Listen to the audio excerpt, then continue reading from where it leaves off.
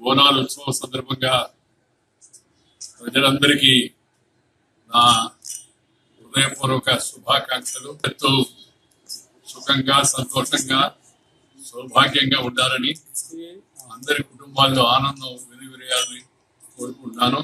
ఈ సందర్భంగా పెద్దలు శ్రీ బండారు దత్తాత్రేయ గారు వారి కుమార్తె మీరు కొత్తగా నిర్మించిన గృహ ప్రవేశం సందర్భంగా ఇచ్చారు.